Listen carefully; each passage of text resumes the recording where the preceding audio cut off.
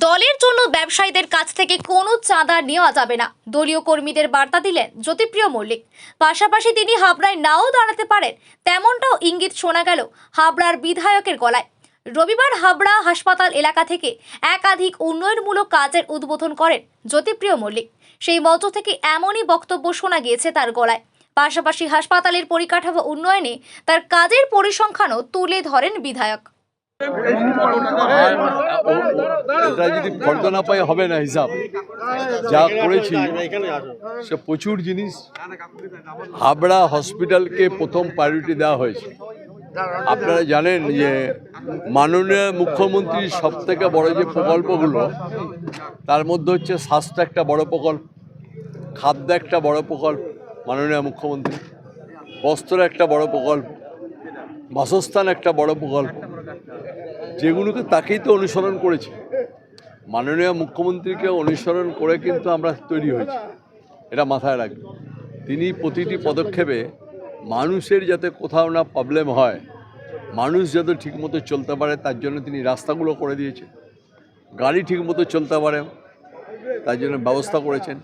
আইন শৃঙ্খলার যাতে কোথাও অবনতি না হয়, আইন শৃঙ্খলার জন্য তিনি থানাগুলোকে মডার্নাইজ করে দিয়েছেন, মডার্নাইজ উইপেন্স দিয়েছেন এর হাতে, পুলিশের হাতে, এবং পুলিশকে তৎপর হতে বলেছেন। পুলিশের গাড়িগুলো রাত্রিবেলা ঘুরে বেড়ায়। এবং তার মধ্যে একটা হলো হসপিটাল, তার মধ্যে স্বাস্থ্য একটা বড় পরিষেবা।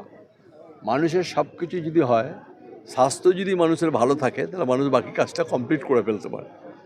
এই স্বাস্থ্যের জন্য হাবড়া হসপিটালটা ছিল রুগ্ন দশায় ছিল যখন আমরা এসেছিলাম, মানে 2010-এর আগে 11-ই যখন দায়িত্ব আমি হাবড়ায় যখন বিধায়ক হলাম, তখন আমি আপনাকে বলতে পারি যে হাবড়া খুব রুগ্ন দশা অবস্থা। হসপিটালে মানুষ আসতে চায় না। সবারই কিন্তু একটাই ঝোঁক ছিল যে আমাকে আরজিকর নিয়ে চলুন, আমাকে পিজিতে নিয়ে চলুন, আমাকে মেডিকেল কলেজ নিয়ে চলুন, আমাকে ন্যাশনাল মেডিকেল কলেজ নিয়ে চলুন, আমাকে আরজিকর মেডিকেল কলেজ নিয়ে চলুন। কিন্তু সেইগুলো জায়গাগুলো নিশ্চয়ই যাব, কেন যাব না? ভালো চিকিৎসা করতে গেলে কলকাতার কলেজ হসপিটালগুলো পৌঁছাতে হয়। কিন্তু যদি আমরা সেই পরিষেবার যদি 50% কিংবা 75% যদি দিয়ে ফেলতে পারি, সেটাই আমরা হাবড়া হসপিটালে দিতে পারছি। তার যা আনুষঙ্গিক দরকার আছে সমস্তটাই করছি। আপনি শিশু তৈরি হচ্ছে 22 বেডে, মানে ভাবতেই পারে না। আজ থেকে 25 বছর আগে হাবড়ার মানুষ ভাবতেই পারে না যে হাবড়া একটা শিশু তৈরি হতে পারে। তার জন্য সমস্ত অক্সিজেন প্ল্যান্টে আমরা টাকা পয়সা সব কিছু দিয়ে দিয়েছি, কমপ্লিট করেছি, টেন্ডার পর্যায়ে রয়েছে।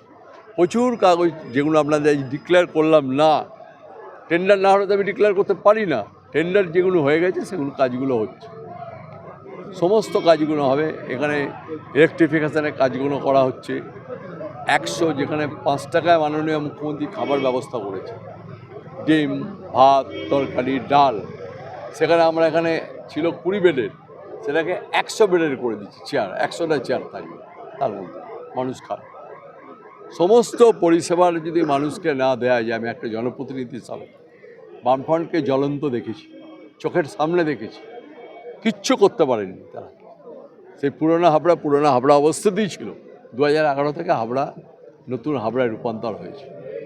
এত রাস্তা আপনি ভাবতে পারেন? আপনি 40 কোটি টাকার রাস্তা অনুমোদন করে দিয়েছেন মাননীয় মুখ্যমন্ত্রী, একটা বস্ত্র হাট করে দিয়েছে।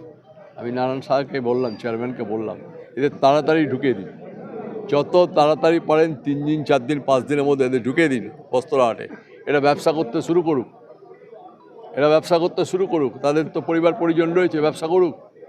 তাদের যতগুলো রাস্তার দুপাশে লোকেরা বসে রয়েছে, তাদের আস্তে আস্তে তুলে দিই, রাস্তাটাকে চওড়া করে দিই, রাস্তা চওড়া করে দিই, দুটো করে গাড়ি যেন খুব ভালোভাবে যেতে পারে আমাদের।